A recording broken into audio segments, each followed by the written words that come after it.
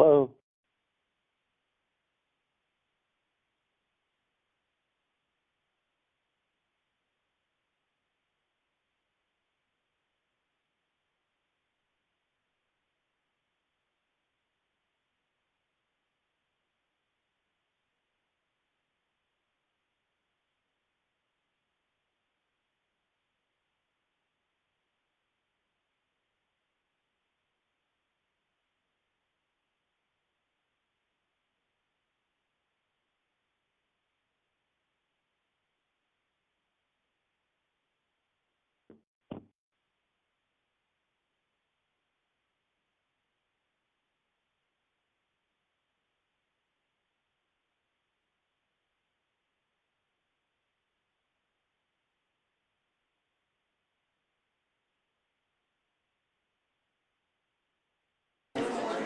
Testing, testing, testing. Commissioner, hear can me? you hear? Yes. Yes, thank you. Yes.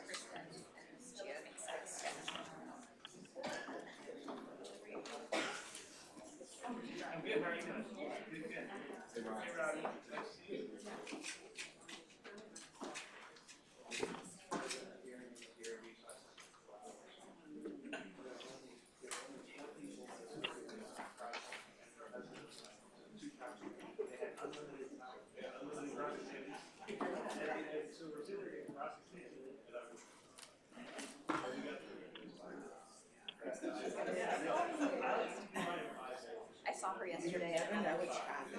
I know. Well, I got here at 8:30. I left my house and 5 after 8 because I thought. Right. Good morning. I will call the meeting to order, and Ms. Chia will lead us in the Pledge of Allegiance.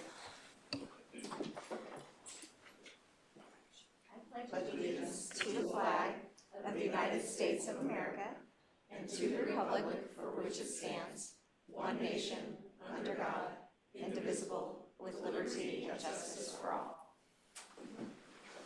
Good morning, and thank you for coming to the meeting today. We do have acknowledgements and a special recognition.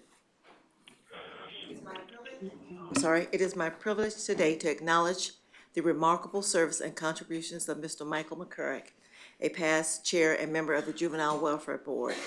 Mike was appointed to the board in 2013, where he served as board chair, vice chair, and finance committee chair, as well as representing JWB on several Pinellas County child-focused boards. Mike is a staunch advocate for Pinellas County children and families and of the JWB-funded programs, initiatives, and campaigns by which they are served. With his rich business acumen and depth of knowledge, he held JWB to the highest standards of accountability while promoting innovation, strategic thinking, and process optimization. As a strong member of the board leadership, Mike effectively navigated through a global pandemic implemented a bold, transformative, and visionary 5-year strategic plan. He championed the board's focus on early brain science, 0 to 3 programming, and JWB's early childhood public awareness campaign, Turbo Babies. Shoulder to shoulder with JWB staff and volunteers, Mike could frequently be seen at JWB community council meetings, visiting JWB-funded programs, handing out books to kids abroad, the summer book bus, and filling trunks with groceries for families during drive-through mobile pantry events. Mike will now join the ranks of dozens of other visionary leaders as a JWB Legacy Board member. And most recently, he was appointed to our board to serve as JWB's interim CEO. His official start date was this past Monday, June 9th. Mike has and will continue to make a lasting impact on the Juvenile Welfare Board and most importantly on the children and families we serve. Thank you on the behalf of the board, staff, and all Pinellas County children who have been given the opportunity to lead meaningful and purposeful lives. Congratulations.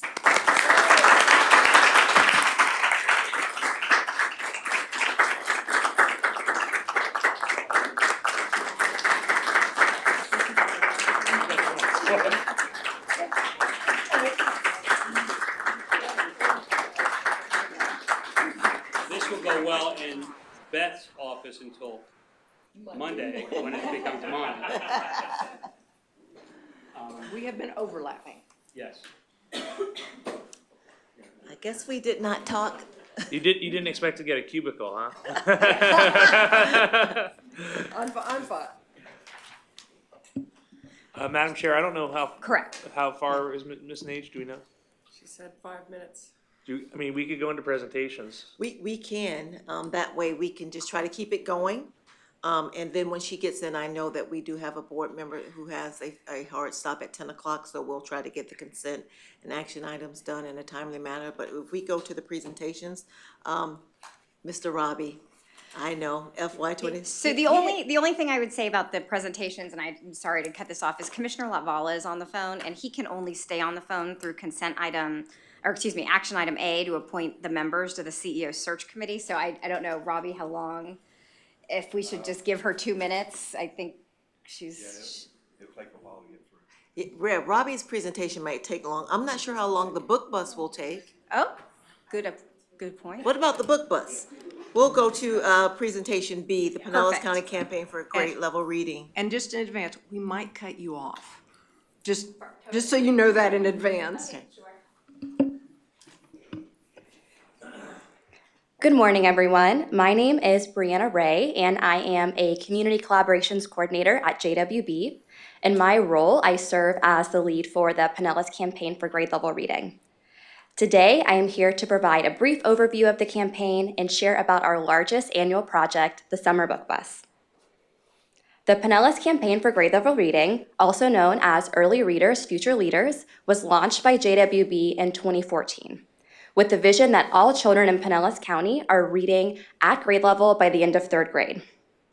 We are part of both the Florida and National Grade Level Reading campaigns, and we have a focus on 3 key areas, including 3rd grade reading proficiency, kindergarten readiness, and school attendance.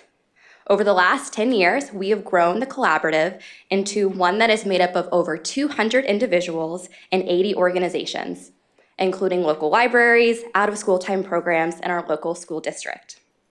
We work collectively with these organizations on various projects and initiatives throughout the year. Some of our areas of work include awareness raising on projects like our Kindergarten Counts, which is our annual attendance awareness campaign, offering literacy trainings for partners and community members, and providing community support through things like book distributions and creating literacy-rich environments.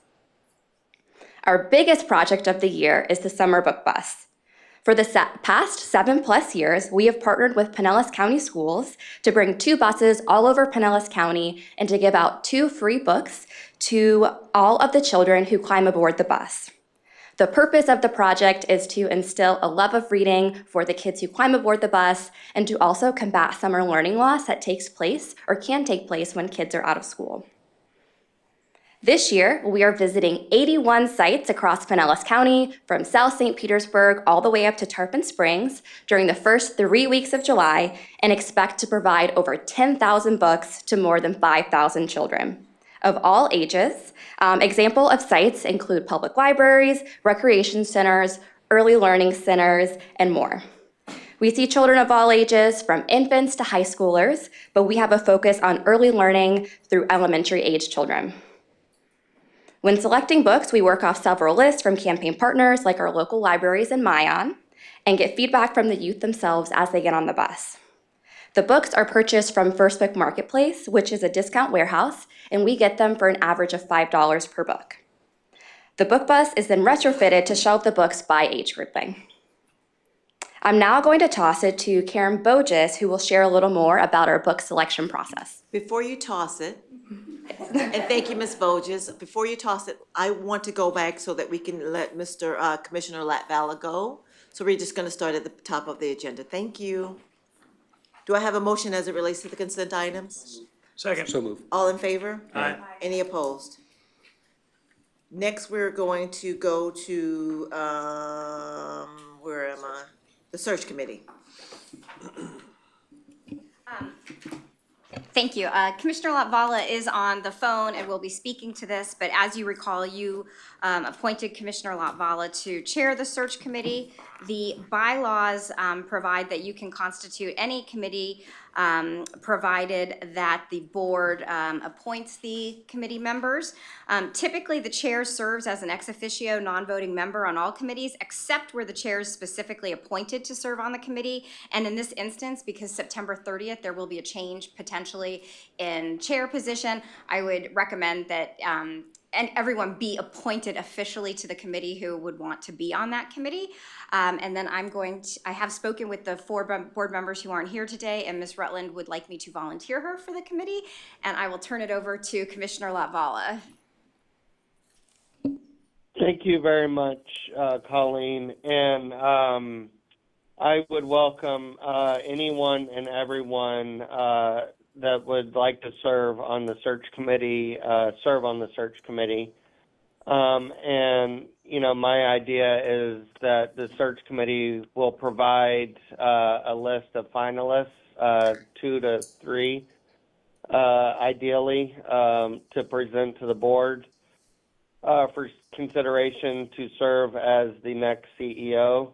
And looking at the calendar, we are in our budget season at the commission. And so our first meeting for the search committee will probably not be until July. And I can either give y'all dates now, or I can do that through Colleen, whichever you prefer. So thank you, Commissioner. So I think at this time, perhaps we would ask for volunteers from the board who might like to serve on the search committee, in addition to Ms. Rutland, who has volunteered. I would like to be on the committee. Okay, that's Ms. Chia. I am also happy to serve on the committee. That's Ms. Nage. Thank you. Mr. Hendrick. Judge Moore. Anyone else? So right now we have, the committee is chaired by Commissioner Latvala. The board appointees would be Ms. Rutland, Ms. Chia, Ms. Nage, Mr. Hendrick, and Judge Moore. Madam Chair, I move to appoint Melissa Rutland, Renee Chia, Kristen Nage, Kevin Hendrick, and yourself, Your Honor, to the search committee that has already been appointed Mr. Latvala to be the chair. Second. All in favor? Any opposed? Aye. Thank you very much. Thank you, Commissioner. All righty, thank you. With permission, I would like to just go back to the book bus since we were at the end, if that's okay? You are currently the only person. So you're kicking it over to me at this point. I just wanted to share at your place settings, you will see a policy. It's an internal policy signed by the CEO in regards to children and youth book review and selection policy. And so internally, we have a review in place, making sure that we meet the criteria we set forth, that books are age appropriate, developmentally beneficial, educational, high quality, safe and responsible, topics, genres, and forms that are of interest to our populations and communities we serve, and encourage family engagement. And so we work with the school district and other grade level reading partners in the libraries. We get feedback from the youth themselves when they're on the book bus and in our programs to understand what books they're interested in and so forth. And if a book is at all challenged, we have a review committee review those and put forward recommendations. So I just wanted to share that. I'll kick it back over to you. Okay, thanks, Karen. This year, we are really excited to be partnering with the St. Pete Free Clinic and our own Childhood Hunger Initiative to also provide food at the stops through what we are calling a meal mobile, offered to all sites for day of or special drop-off, given the increasing need for food access across the county. We will also continue to have the Mayan Street team at each of the stops to highlight the Mayan digital reading platform, which is something that we're a part of funding, play fun activities with the kids, and promote our summer reading challenges that the students can participate in. If you are interested in volunteering on the book bus, we would love to have you. Please reach out to our Director of Public Policy, Becca Gross-Teeter, or me to schedule a time to come out. It's a very fun and rewarding experience and a great opportunity to interact with the wonderful community we serve. Thank you for your time. I'd now like to open it up to any questions. Any questions from the board? And Any the schedule comments? is in front of you. It is a very fun thing to do, so if you do have, you don't have to go to every stop. If you want to choose a stop, please let Ms. Teeter know. Thank you. Okay, thank you. We're going to go now to action item B, which is to ratify the interim CEO employment agreement by our board council. Thank you. So at the May meeting, we had a motion and a second to appoint Mr. McCurrick. There was discussion as to the employment terms.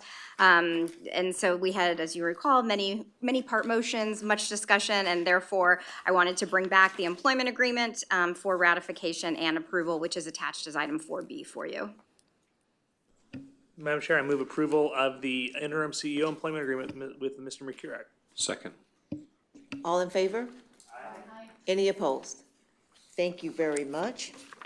Now we're on to the appointment to fill the vacancy on the board. And I do believe we had discussions at our last board meeting, and Ms. Nage expressed an interest to and a willingness to serve. And so at this point, I would like to take a motion as it relates to the appointment of Ms. Nage. Madam Chair, I move to appoint Ms. Nage to the executive committee. Do I have a second? Second. All in favor? Aye. Any opposed? Thank you very much. We're moving right along. Next, we're going to go to the approval of the continuation of the strategic plan process to develop a future JWB strategic plan. That is a mouthful, and Mr. McCurrick will lead this section. Thank you, Judge. It's hard for me to sit here and not jump in and say, yeah, but I'll learn that quickly. I'm sure that you all had the opportunity to read the recommendations that we've had, and so just a few highlights along the way of my reasoning behind why I think it's an important thing to do.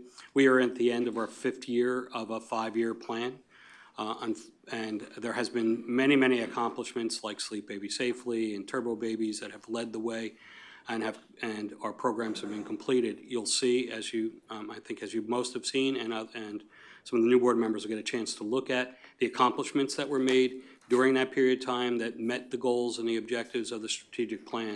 And we're right at the beginning stages, unfortunately about a year behind because of the COVID issues that we had to deal with. Actually, the hurricanes. And the hurricanes on top of that. Yeah. So maybe more than that, so I won't. Yeah, it wasn't good. Okay. So what I'm really would like to address with you is to the fact that I believe it's extremely important that we continue this process on while you're looking for a new replacement for a CEO. My 10 years of experience on the JWB board gives me a lot of background and knowledge of how the board works, the importance of it, and the programs that we provide. My 30-plus years of experience in developing implementable business strategies for companies across the world in my consulting business clearly helps you better have an opportunity to move forward with a strategic plan and building the foundation. Remember, the strategic plan is not going to happen overnight. It's going to take time to go through that. So what we're really doing is the first stage of this would be building the foundation, capturing the information, gathering all the data that we would need to create this foundational piece of what potential will be a strategic plan. What it also allows us to do is basically whiteboard everything. We scratch it all off. We say goodbye to what we did in the past and now look at where we need to be. I think we also need to put in the back of your mind, we are now moving in 2026 into what will be our 80th year as an organization. That's a milestone. That's an amazing piece that we need to generate press about. We need to generate visibility about it, showing how the first ever in all of the United States, has been created and is continuing to work to advance the support for the needs of our kids. And so I think you're in a unique position at this point to continue to take this advantage, having my background and skills to help lead it with the staff who has been continuing already before Beth's decided to leave. Have been continued already to use their creative juices to begin to think about where do we go from here. I reached out to both Mary Grace Duffy and Barbara Morrison Rodriguez to get their opinions. They've been our consultants for many, many years. Barbara just recently retired from here. They understand the process as well, if not better than I do. In their skills and their background. So I'm going to ask Barbara to step up, and if she would, just kind of give her feel and more on what they wrote, and anything that she might want to say. But Barbara, please. She's coming. I know, I think I'm taller than she is. I hope you can see me over this podium one day. I have one specially made for me. Good morning. Good morning. Tell her to push on. I'm just going to make a few additional comments. Push your button. That might help. I'm just going to make a few additional comments to the memo that Mike included in the board packet. And I gave this some additional thought. And I think that if you look at the continuation planning for the new strategic plan, I actually see it in maybe a 2-year chunk and a 3-year chunk, 5 altogether. And let me tell you what my thinking is. And I think it supports what Mary Grace and I were recommending.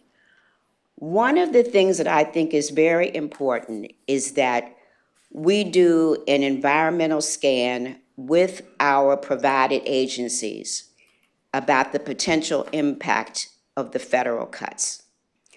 When you think about the work that we have done in the early childhood arena, so much of that has been built on agencies who also have a Head Start and all those kinds of programs, Healthy Start, that are funded dollars, which are blended in hours while they're working. To the extent that those federal cuts are going to happen, I think we should anticipate that more of those programs are going to look to JWB to try to help them make some deficits. How do we do that? How do we prioritize that? So I think that needs to be a mindful process, and honestly, I don't think it can wait. The cuts and changes are being made so quickly. So that's one thing, and I think that we could actually do some focus groups with our providers to get some input from them as to what they think that's going to look like. The other thing that I think could happen in the next couple of years is we now have a process that our brilliant staff has developed to stratify programs by performance. And we know that we have one category of absolutely amazing programs who are knocking the ball out of the park in terms of their outcomes. They're managing their money very, very well. And Mike, you know, I caught you after a board meeting, what was it, 2 years ago, and said, you know what? We need to scale up. That, you know, that's a no-brainer. You put your money on your winners. We have programs that are doing amazing work. And one of the things that doesn't take a lot is to say to them, can you increase your client load by X amount? And what would it take for you to scale up those programs? Your intervention is good. Your implementation is good. Your outcome evaluations have been amazing. That's a sure bet to put some additional money into scaling. And I think that needs to be done sooner rather than later. So I think if we think about 2 years where we scan the environment, look at where there may be glitches and possibilities for us to do some different work, and I'm still using the word us because I feel like a part of the family. But then where we want to invest in the short term with our most promising options, then think about, okay, once those programs are somewhat scaled and stabilized, where do we want to go next? That would be sort of the second phase of the current strategic plan. I think by then we'd have a better read on what's happening with both federal and state funding, which may influence, you know, right now we may have a funding track, I hate to say that, may go away completely in some way. So I think what we do is we watch and we see, and we're very mindful about, once we stabilize the things we know work well, what do we want to do next? And how we're guided by all of the information that we can get from the research, from the literature, from public comment, from talking to our providers, and talking to our community of people and the board, absolutely, and the board. And one of the things that I think is really very important is when Mary Grace and I did the strategic plan focus groups before, something struck me, which was very interesting. We had a whole series of questions that we asked people in different, particularly human service sectors in Pinellas County, about the direction that JWB was moving in and the new things that they thought we could do. I spent more time, in spite of our brilliant communications office, I spent more time explaining to people what JWB was and what it did. And that stunned me. As you said, this organization now is getting ready to go into its 80th year. And it was a surprise to me how many people in the human service and educational sector did not really, they had heard the word, but they did not really know what JWB's agenda was, what we had funded, and so on. And Mary Grace can probably corroborate that from some of the phone calls she had. So I think another thing to consider when we're doing the continuing the strategic plan is, if we want the cooperation and input from people, they fundamentally need to understand who we are and what we do. And so I think part of that would be working with our communications people to see, what do we need to add to our website? Who else do we need to connect with and talk to? So when we ask you to come to a focus group or participate in the planning committee, you have a sense of who it is that you're dealing with. So for all of those reasons, I think there is plenty of work to do now and moving forward. And I just, wanted to make that pitch. If you shut your mic off, but just stay there, because I'm going to open up the floor very shortly for questions. Yep. Is it? Okay. You're good. Yeah, I just heard that. Okay. You just heard what Barbara just said, and which is incredibly important, because that's part of the issue that we have to deal with and have been dealing with, is when you ask the question, what is JWB, we still have a lot of people out there who don't know what it is, don't understand it. I think you hopefully see is as and this was not planned. Barbara said exactly what the thoughts I had in my mind. She and I think a lot alike, and what's really critical, in my consulting days, I had built staffs that were there to help me do the types of things that she's describing, so that we could create the best focused, implementable strategic plan. Because there's a big difference between that. the McKenzies of the world and those back in my time would build amazing strategic plans, but they weren't implementable. We did, and what made me successful is we built ones that we stayed and made sure they were implemented. So the critical part is to have the right team of people. As I said earlier, the staff is absolutely raring to go. And I think we can create, we can build, we can work together to open this next wave of short-term view to get the strategic foundation put into place. But what that's also going to require, and I want to make sure you're totally in sync and aware of and in support of, it means we're going to be looking to you. We're going to be looking for your input. We're going to be looking for your involvement in a lot of different areas. I'm going to be asking you at times, whether you agree with this or not today, I'm going to be asking you to take a look at a certain section of the business and get to know it better, understand it better, provide policy direction and recommendations. Remember, operations are operations. Policy direction and recommendations to help support it and streamline those areas are absolutely always open and welcome to have. So my expectations, and with your support, we're going to engage everyone and make sure everyone's involved so that when the strategic plan is in play and whoever that new CEO is, that person has the foundation, the ability to take us forward and to then tweak as they see where the needs would be. So with that, I'll open it for any questions.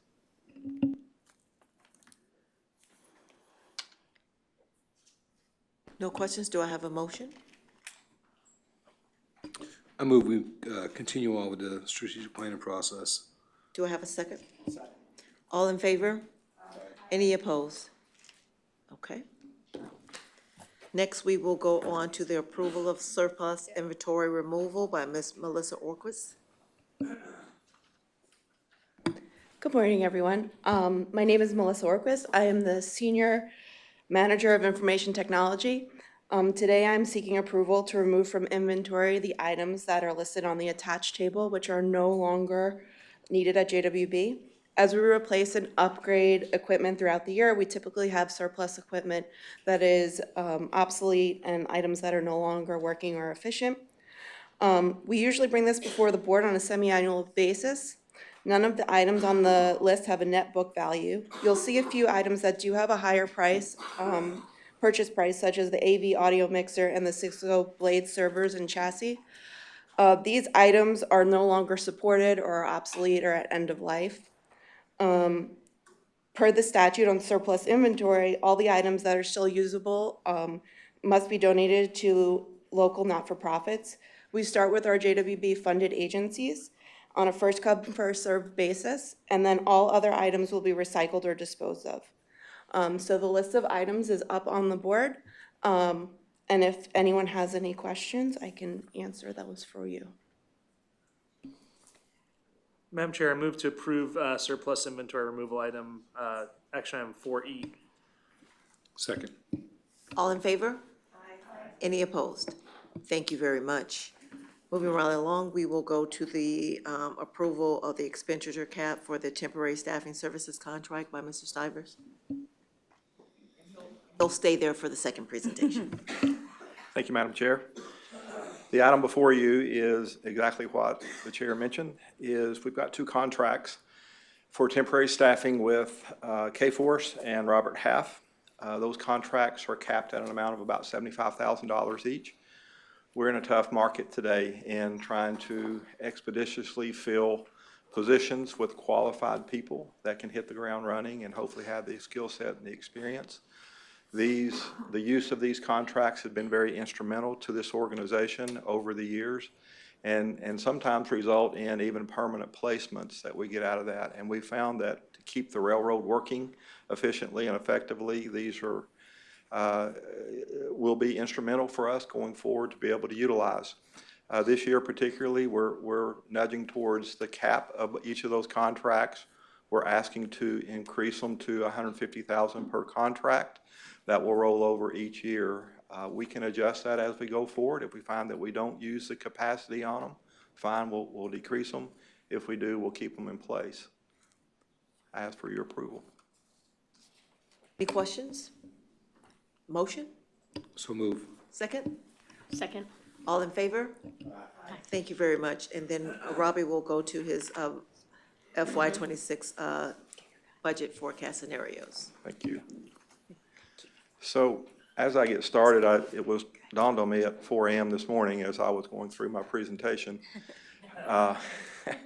that we're evolutionary here for sure.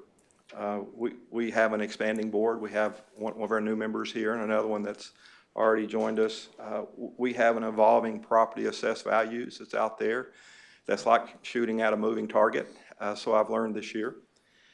We have changing budget scenarios as a result of that. And if all that's not enough, I've got an extra boss in the room now that I'm really trying to get off on a good foot with. So a little bit of grace. There's a lot of things moving up here in the finance area for sure. With that said, I want to talk about the timeline just briefly.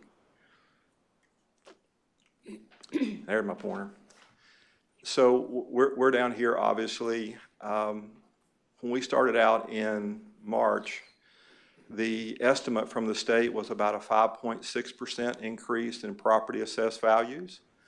When we came to you for the first presentation, based on that 5.6%, it was a starting point for the budget, and we've gotten since input from the board, and we've moved forward accordingly. In our May presentation, we also heard from others, Commissioner Latvala, and what some of the feedback he has gotten from the county that inflation rate for ad valorem may be as low as 4%. So that brings us to today, and you're going to hear more about the ad valorem, particularly as it's dropped to 3.7%, which changes our budget scenarios pretty drastically. We are here. We've gotten the initial preliminary values from the county. They actually certify that value, meaning they'll lock it in between now and July the 1st. Could that change again? Yes, it could. Usually it maintains is fairly consistent from this point in the year to that July 1st date. So we're hopeful that that won't change any further. The good news is, the value is a positive value, and there's been years when it hasn't been, so we're thankful for that. This is a millage rate history before you, and as you all know, and have heard me say, we have one revenue stream here at JWB, and that's property assessed values. We get a little bit of revenue from our interest earnings, how we invest as we get those revenues and are waiting to be spent, so we try to maximize that. So for over a decade, the millage rate was maintained at the 0.89 there. I wasn't here then, obviously. My reasoning in probably why that happened is because we only have one revenue stream, and when you change that, you significantly change the ability for this organization to continue its programs and its operations, et cetera. In 23, we reduced that by about 5.3%, down to the 0.85. In 24, there was another reduction, and that was 2 years back to back, and we reduced it to the current millage rate of the 0.8250. In 25, we maintained the 0.8250 millage rate. As you can see up here too, this is kind of an average of the household and the value of households, but in 25, the increase is about $17. In 24, the increase was about $13.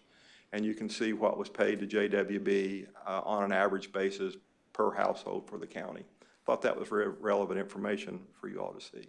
That's a great slide, Robbie. Never seen that before. Thank you. Most of you all have seen this slide. We talk a lot about fund balance because we manage our fund balance. We don't want revenues laying around being unspent. And as we manage the fund balance, we can keep those dollars working. Part of our operation here, especially with our agencies, there will be something called lapse that adds to fund balance. Those are dollars that may or may not be fully utilized for a sundry of different reasons. Usually those reasons are related to being able to fill positions. And that's where a lot of our spend goes. The blue column that we're talking about here, that's for 26, so this is for the budget for next year. And as you can see, the revenues there in the solid is about $111 million. That's the ad valorem revenue that we get. The lighter part of that column is our restricted revenues. And we managed to this to be able to adhere to board policy and be compliant with board policy. And as you can see, that's about a $32 million figure. And that's 3 months in reserves for unforeseen expenses or other initiatives that the board may want to embark upon. If we have an interruption in revenues, that's how we keep the place working. And we don't have any other place to go than that, by the way. That is it. That's where we would go and look. And then the top part there is the unassigned. This is the revenues that are uncommitted. They're at the board's discretion. And we manage that, as you can see, over the years. We've been decreasing that. That's that unassigned fund balance this board's heard a lot about. Charged JWB with keeping an eye on and reducing it, which, as you can see, we've got a good trajectory in doing that. We don't want to run out of it, though. And as you can see, as we spend down fund balance, that figure continues to decline. Now, in out years, these are forecasts at best. So based on what we know now, and for the immediate next year in 27, it's going to go from forecasted numbers, almost 11 million down to about 6.5 million. So we'll continue to manage that as we work through these budget scenarios. Questions there? This is another chart that you all have seen before, and it just gives you the gravity of the situation. In 2007, we were at this level in adjusted ad valorem revenues, and we had the recession in 2011, 2012. We kind of bumped along, and we took to 2025, roughly 18 years later, to get back to where we were in 2007 from an adjustment standpoint. So as property values decline and the inflated values go down, according to this history, it takes a long time for it to come back. So we're mindful of that as we put this budget together. Lapse history, this year we're hoping to exceed our goal of about 13%, down to about 9.3, or in 25, we project to exceed our goal of 13% down to 9.43%. What does that mean? Well, that means that we're monitoring that unassigned balance that's out there, that we want to keep working, and this board has charged us with keeping working today's dollars for today's children. So we'll continue to monitor lapse, but be mindful it is a part of our business model, and it is something that I don't think we'll ever be able to eliminate, but certainly we can manage it on a really closely on a really good, efficient basis, I think. Right. Can I ask a question? Yes, sir. Just this may be for you or for Beth or Mike or whoever wants to take a stab at it, but I don't have and JWB is such a unique organization, so it may be a little bit apples to oranges. I don't have a good understanding of like what an acceptable budgetary lapse is for an organization that funds other organizations, and I just didn't know. I mean, I've been told over the years here that an administrative budget of 10% or less is generally acceptable. You want to be less than 10%. If you're more than 10%, something's wrong. I would imagine that 9.43% is good, but I don't have any real comp on that. So just a question, and if you want to think about it and tell me later, that's fine. But Yeah, and I don't have an external source, but what I would say is through JWB's last 15 years, we've not, this might be the lowest lapse we've had. I know our target has been 10%, and particularly with COVID and significantly increasing revenues and implementing new programs, but they take time to ramp up, so they lapse more. Let that lapse go much higher. And so we've worked, the board said, we really want to see lapse go down. We really want to see unassigned fund balance go down. So the last 5 years, but particularly the last 2 or 3, we have worked really hard at both things. Lapse is the difference between the contract we have with an agency and what they actually spent. So a lot of it is in the budget process for the agencies that we really worked at looking at, is there a line item you've had in there forever and you've lapsed 50% of it forever? Let's drop that. We've certainly done the same thing internally for administrative purposes. We found that, nobody wanted to go over their budget in spending, so they wanted to make sure they had everything they needed. And we kind of had contingency upon contingency. And so we significantly right-sized the administrative budget as well. But the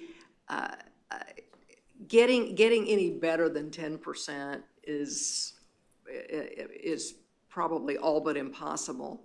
The other thing I'd want to make a comment on, just for forward thinking, is that, as I said, and we studied it so we can see it, there are very different lapse percentages for new programs than for programs in year 2 or 3 or stabilized. And so to the extent, and we had those 2 or 3 years at board direction where we post the current strategic plan, we had procurements and we opened up the opportunities for current agencies or other agencies to propose programs that were aligned with the strategic plan that this board approved. So every one of those new programs then goosed the total lapse up that much more. That may be more than you really wanted to know, but I think as long as we have stable programming, 10% is a really good goal. I think if we're at a point where we're adding programs, that's different. To Barbara's point earlier, to scale up a program we're gonna be spending more of the contract faster.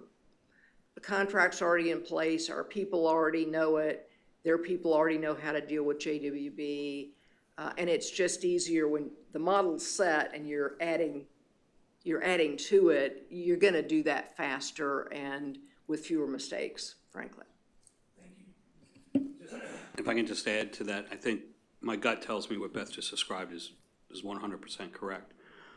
What I will say to you that over the next month, prior to our next board meeting, as part of the strategic planning process, I'm going to be working with the staff to really take a look at a lot of things and really start to hone in on where are we and what can we do as we move forward. I plan on coming back in that July meeting and presenting that to the board and saying, here's what I think it is, this is how long I think it's going to take to get us to where we need to be. So you have an idea and our understanding about what is it that we need to do, what is it that we're going to have, how long it's going to take us to do this, and the importance level of each of those. Is that okay with you? Okay. So in our last board meeting, we had 3 budget scenarios. We had the current millage rate of the 8.8250, which is your scenario 1 there. We had a reduced millage rate of 0.829. In order to meet our board targets and other things that we've talked about, we've had to adjust that a little bit. And then we had a rollback rate, and it was a 0.78. And the rollback rate just really wouldn't allow us to be able to execute not only and finish out the current year strategic plan, but do things in the future that we want to do with the new strategic plan. As I discussed, the current inflation rate for the property assessed values is 3.76.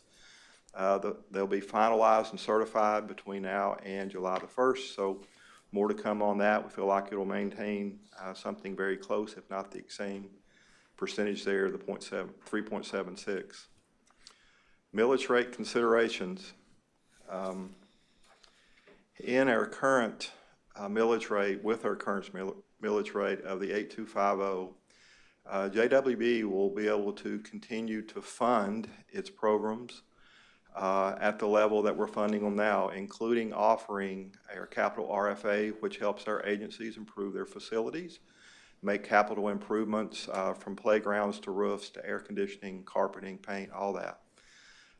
What this slide doesn't tell you in the 0.8250 is there are cuts that we made in order to make that millage rate work and not come back and say, hey, we think we need to go up on the millage rate.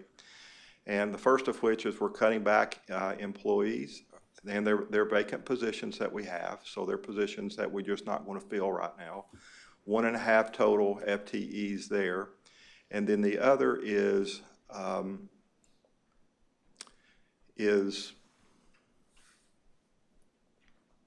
reducing the average spend for our strategic plan. And over the past 5 year strategic plan that we've had, on an average, we've been able to spend about $4 million a year. This plan, to keep the millage rate there, cuts it back to about 1.9 million, so it more than cuts it half to do that. So there are concessions that will be made in order to maintain that current millage rate. The reduced scenario will keep everything constant, other than we won't be able to fund the capital program that we've been able to do historically. With that said, it's not only in FY26, because that's the budget that you're considering, but that reduction could carry forward as long through FY30. So who knows what next year's budget and certainly the out-year budgets will be, and if property assessed values return to where normal levels were, that scenario may not be as bleak.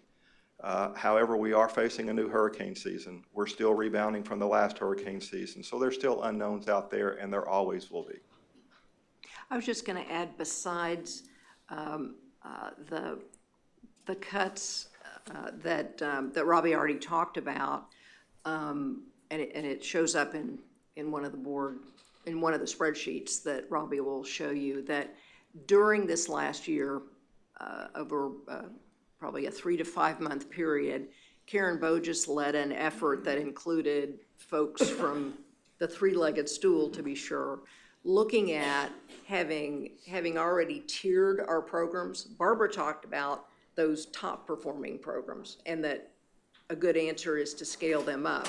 We looked at the bottom tier programs and kind of scoured all of those, looking for programs that we should not renew, looking for programs we should reduce the budget for, and the number we were able to reduce was $3.8 million. Yeah, $3.8 million.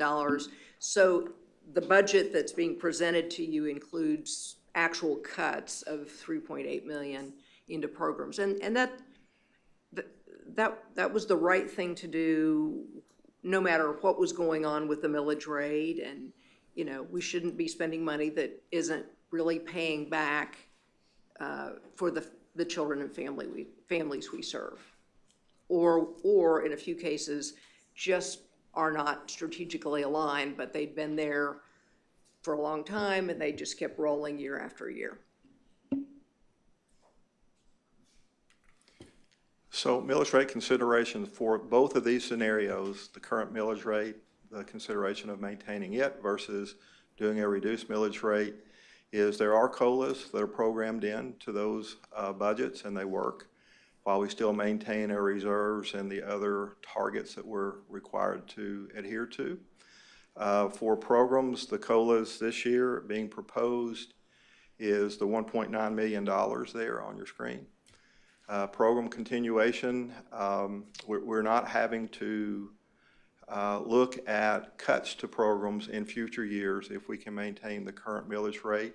And even with reduced scenario, we should be okay. We're not budgeting those right now, even if we go with the lesser millage.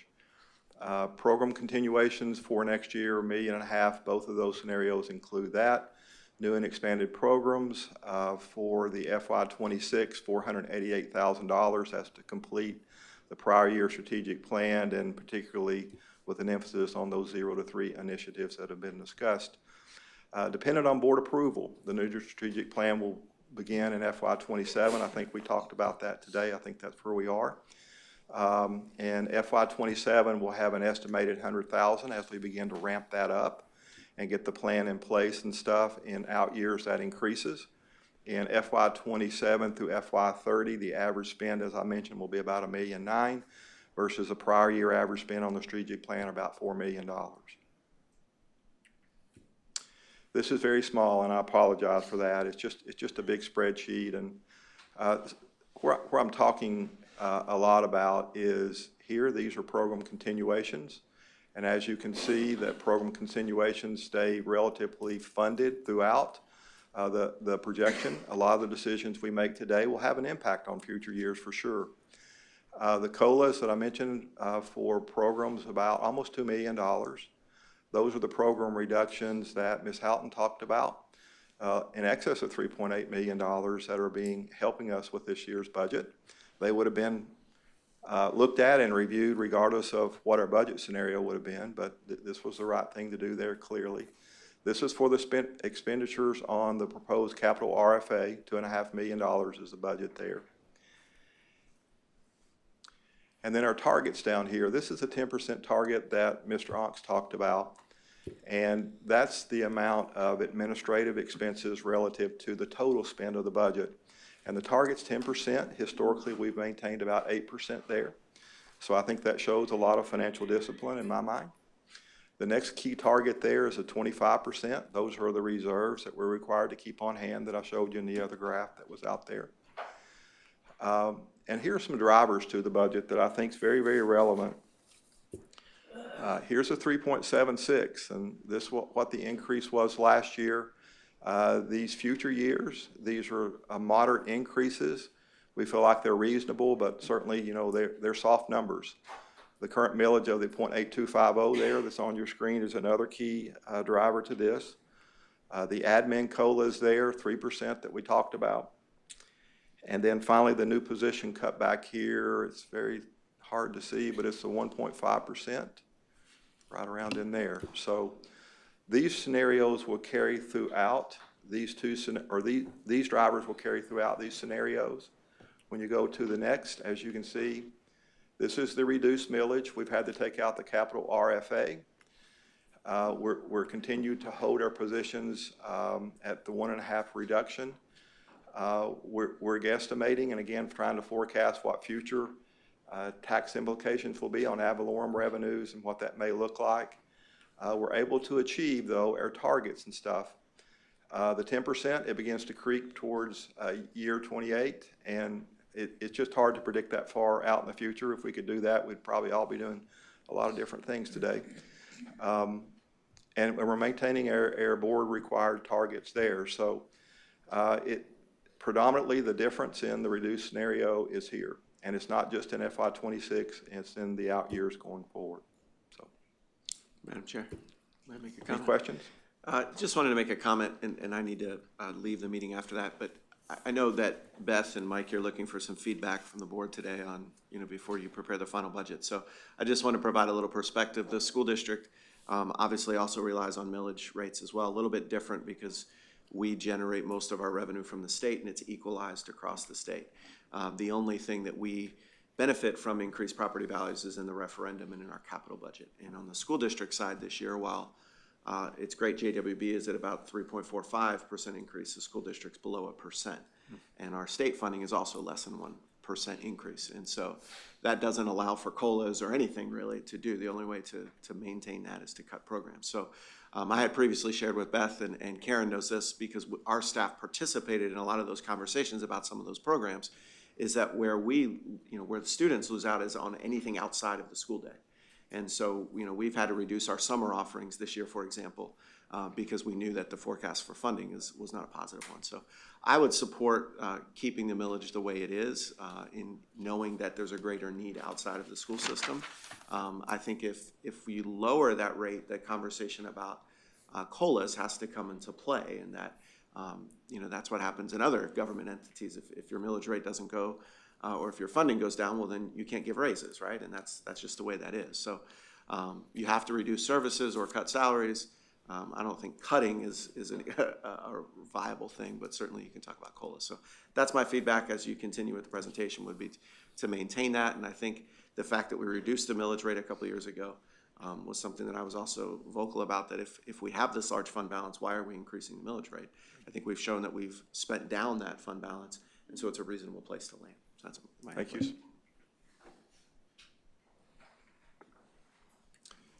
Next slide. So this is the FY26 budget revenue with the current millage rate.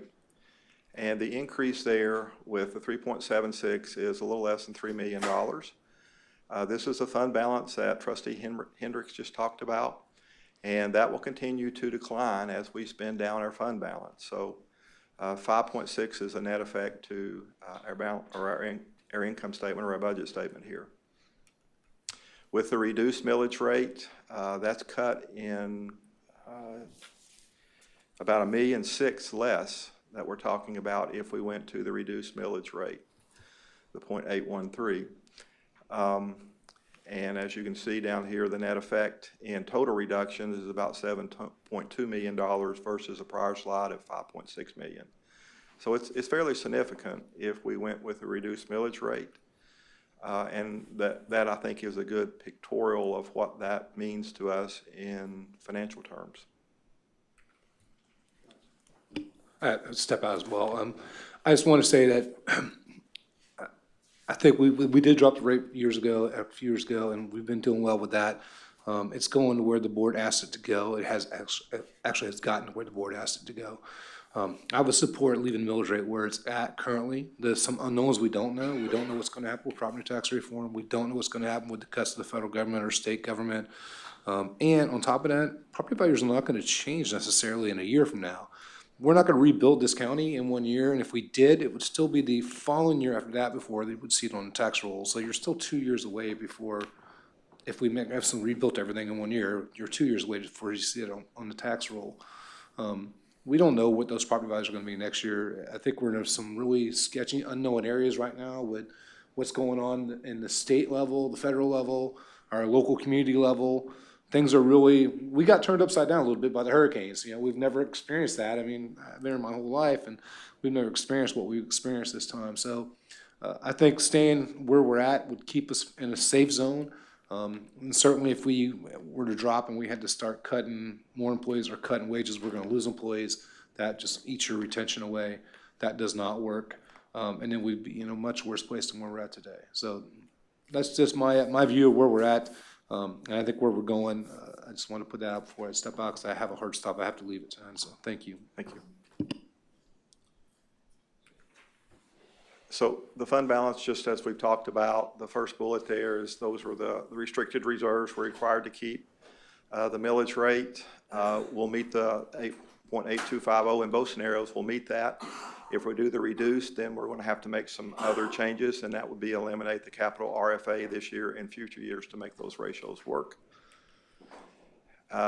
Recommendations, suggestions from staff and JWB, we believe that the 0.8250 is prudent at this point. Certainly that can be revisited in out years as we rebound and hopefully don't have to deal with other storm events that go through. The net increase there is about 2.69, as you see on your screen.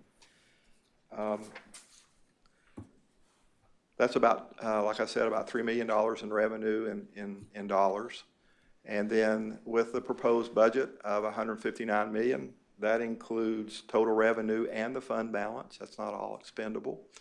That's about a 3.5% decrease from the 162 in 25, and in dollars, that is relatively significant. It's roughly $4 million, I think. The budget includes $43 million of beginning fund balance and $2.7 million in interest income that I spoke of earlier. Most of that $43 million is restricted. Next step, so July 1st, we're looking for the certified value coming from the property assessor's office in this county. And then in July 24, we're looking for the board to adopt the proposed millage rate and the FY26 budget. That's a preliminary adoption in that we will finalize that when we do our trim hearings in September. So open for any questions. That's a mouthful for sure. Just quick clarification, the capital RFA is a fund, I just want to make sure I understand it. Sure. Is a fund that is for one-time capital improvement? Yes, ma'am. Type stuff, okay. Yep.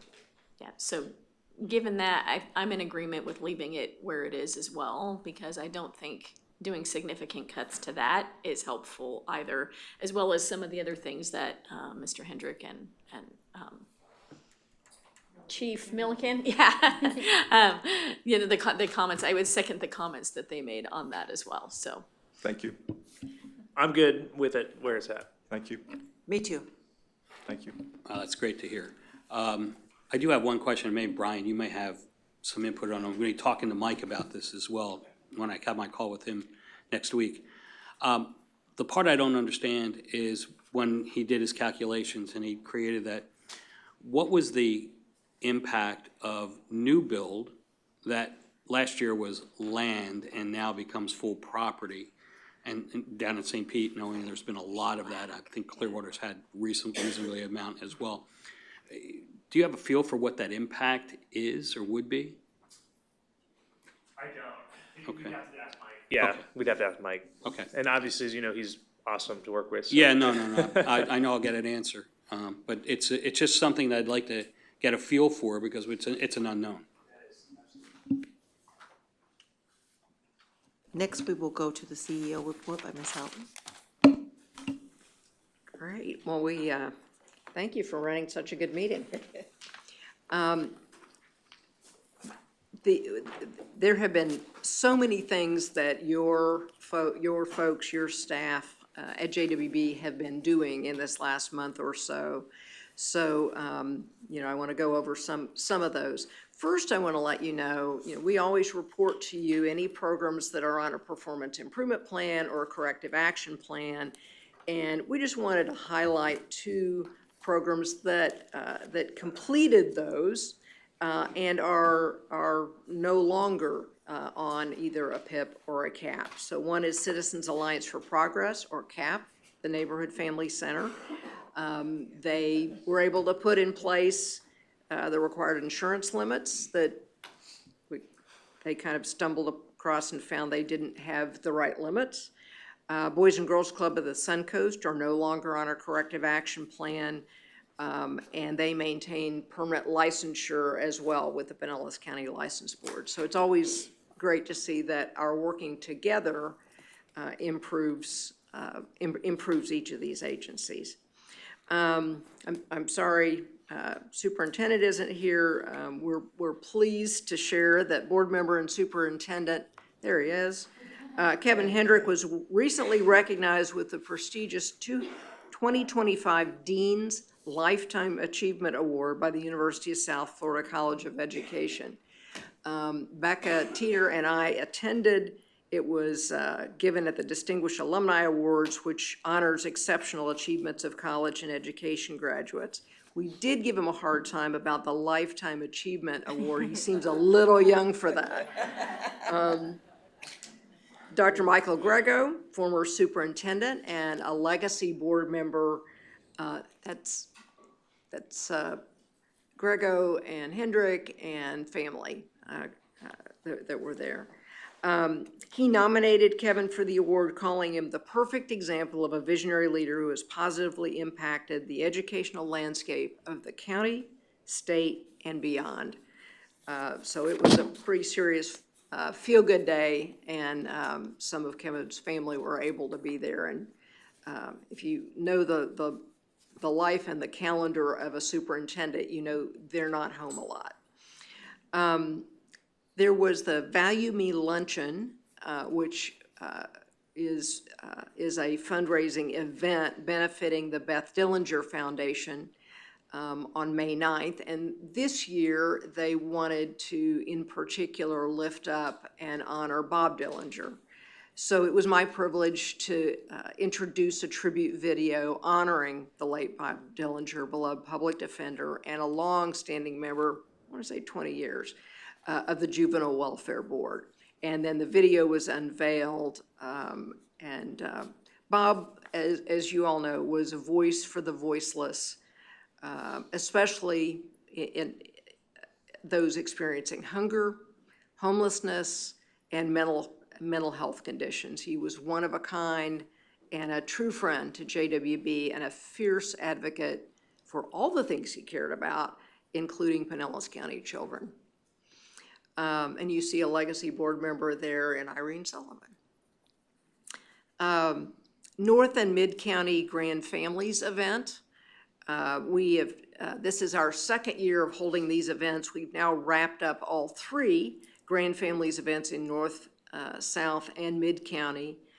Special thanks to our JWB's community engagement team, our three community councils who came out in droves to help volunteer and assisted with the planning. The The Mid-County Council hosted their multilingual event at the Pinellas Park Performing Arts Center for roughly 250 families. The North Council event brought 100 families in attendance. In one of these photos, you see Representative Lindsay Cross, who came by to engage with attendees, vendors, and volunteers, and got her face painted as well. At each event, grandparents and other relative caregivers received a wealth of information, as well as practical items.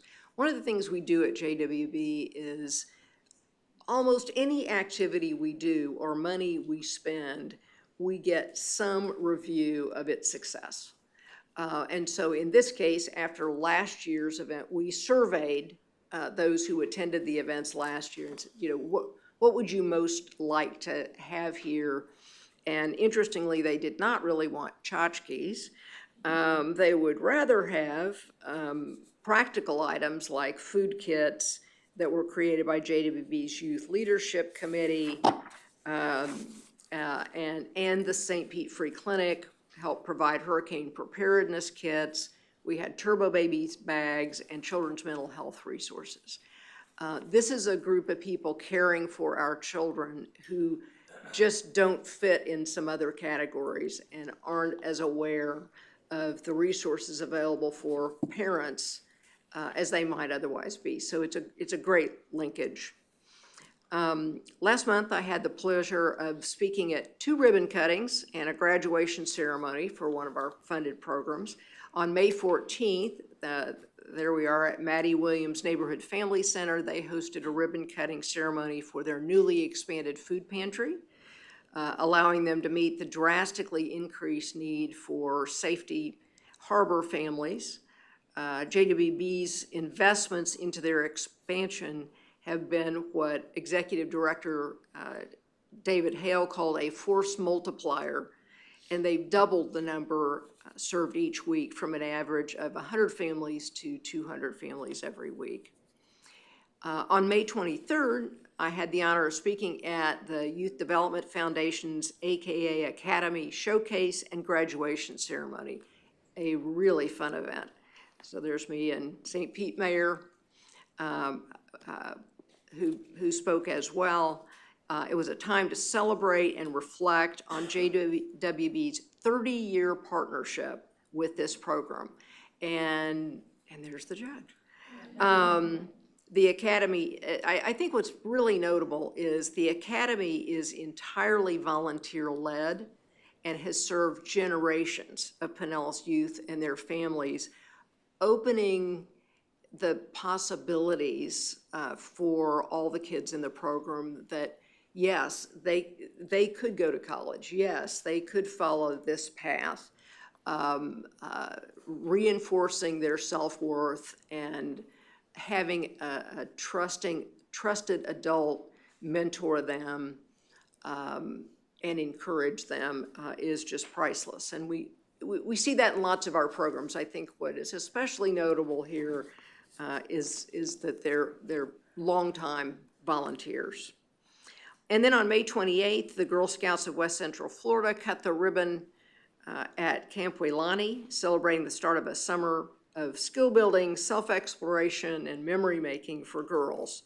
JWB has contributed over the last 5 years or so more than $500,000 through the capital RFAs in support for improvements at Camp Wailani over the past several years. Cabin renovations, lodge and dining hall improvements, new air conditioning, energy efficient projects, pool improvements, and this year hurricane repairs, which they would not have been able to open without that ability. On May 17th, more than 20 JWB staff members and their families joined Team JWB for the 2025 NAMI Walks Pinellas event, walking alongside 48 other teams and symbolizing their commitment to mental health for all. More than 400 community members gathered for this annual event, including 2 champions for mental health who are also good friends to JWB, Pinellas County Commissioner Kathleen Peters, and Clearwater Mayor Bruce Rector. The event was sponsored by NAMI Pinellas, who recently lifted up their partnership with JWB as a shining example of a difference-making collaboration. It's one thing to all get in the room and talk about the problem. It's something else to really figure out that there's a gap here that another organization can fill. There's duplication here that doesn't have to exist.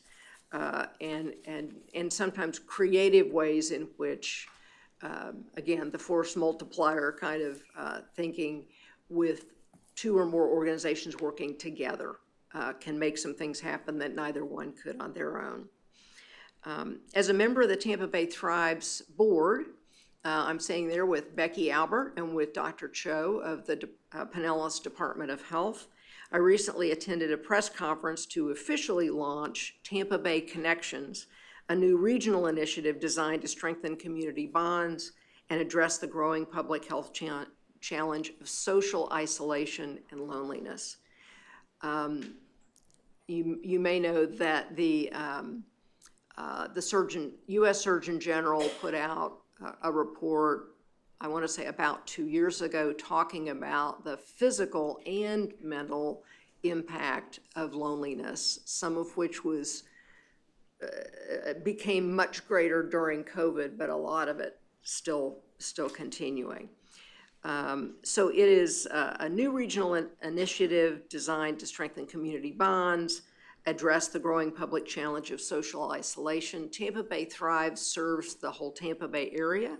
So we had Mayors Bruce Rector, Ken Welch, and Jane Castor, who joined other community leaders in a show of solidarity to combat social isolation and foster meaningful connections across Tampa Bay.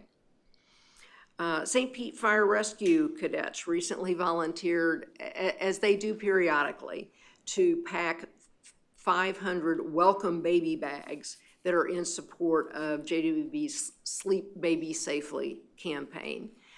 So the main mechanism we have to spread the word that babies should be alone, they should not be sleeping with their parents, they should be on their back, and they should be in a crib, really, or in a separate place from their parents. And there shouldn't be other cuddlies or blankets or anything else in that space that they can suffocate on.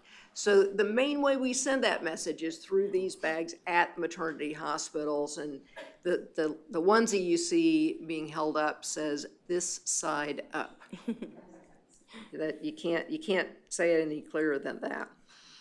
So about 7,000 parents of newborns receive these bags at birthing hospitals every year, and it has made a difference in the number of suffocation-related or sleep-related deaths in Pinellas County, and has been adopted by the state for 17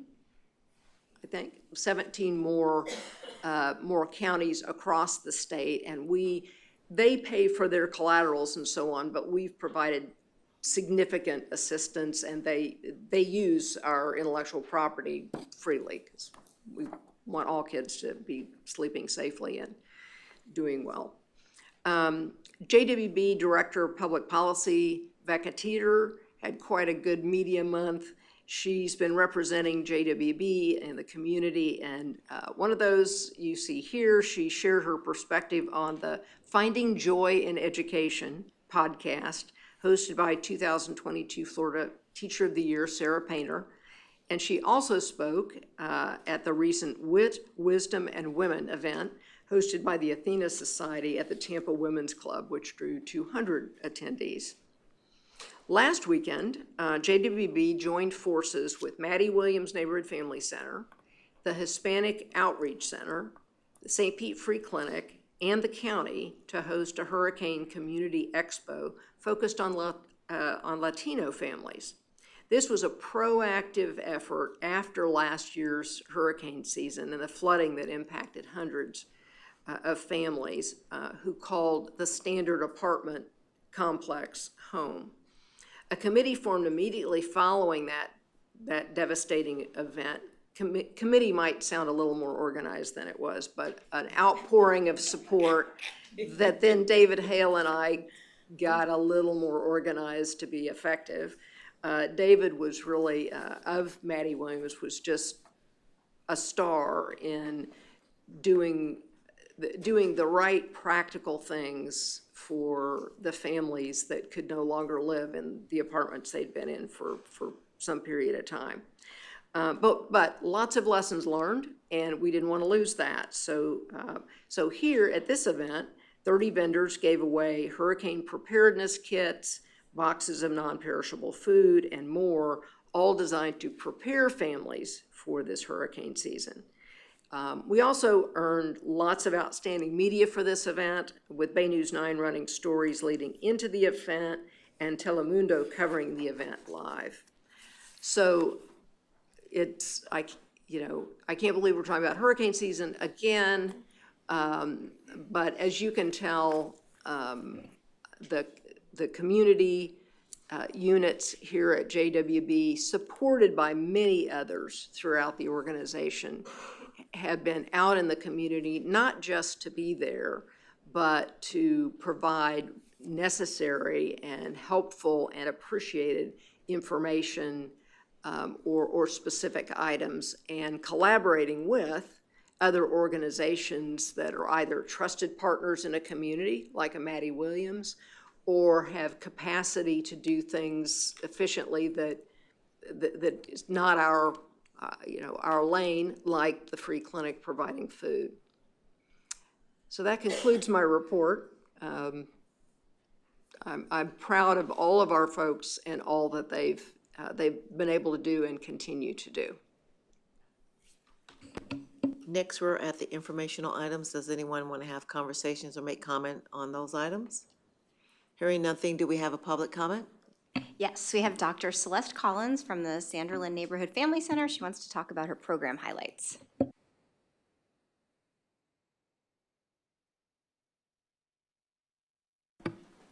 Good morning. I'm Dr. Celeste Collins from the James B. Sanderlin Neighborhood Family Center. Our mission is cultivating a community where children and families are valued, loved, and destined to succeed. I wanted to highlight a few of our programs, and you have copies there at your seat, starting with VPK. This was our first shot at early learning. We decided to open a small classroom of 6 students to give them individualized attention, but also to give us a chance to perfect our craft and to get it right before we expand. We did have board representation at our ribbon cutting and open house last year. Thank you for your support, and we'd love to have you come back this year for our graduation, and we have more information to come. The next program I'd like to highlight is our financial literacy program. We implemented this program to build wealth in our community.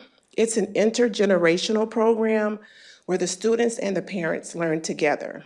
The students receive instruction at their level, and the parents attend workshops as well.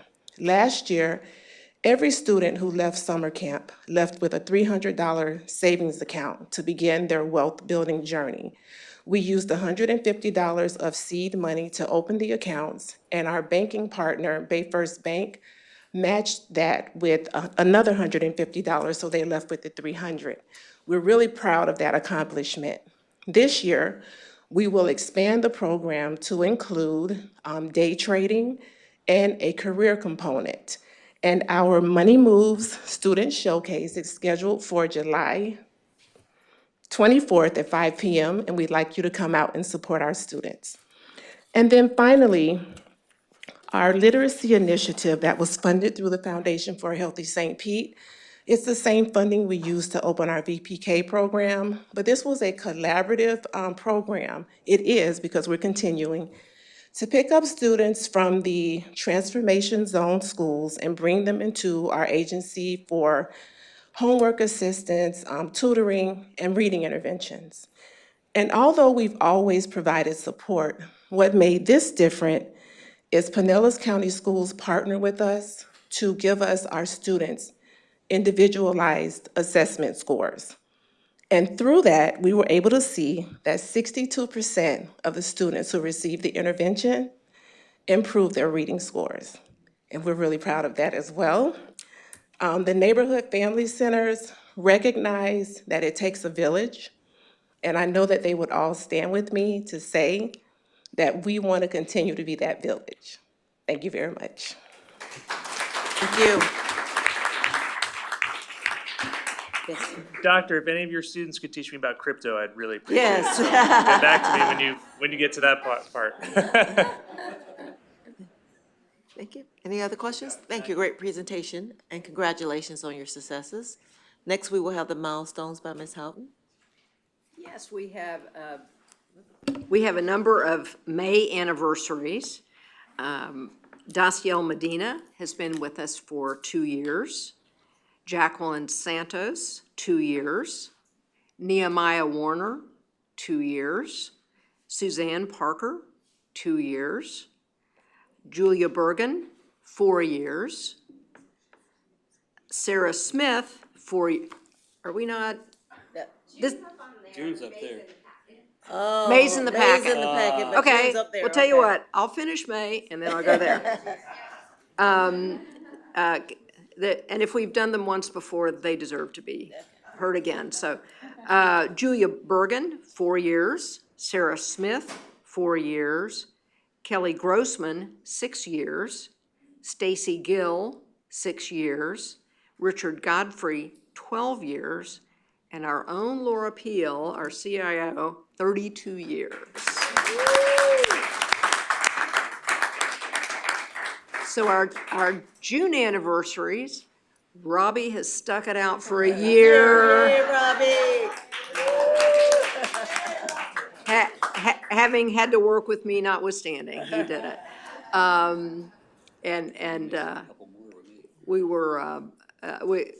This was not an easy position to fill, and we feel really fortunate that that Robbie felt called to come and do this. And looking at what he knew about JWB, which is pretty complex, and what he knows about it now are worlds apart. He's got it.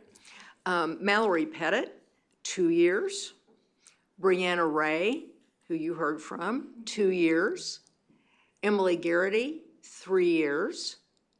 Nicholas Benedetto, 9 years. Megan Seal, 14 years. And Sabi Guidicelli, 19 years.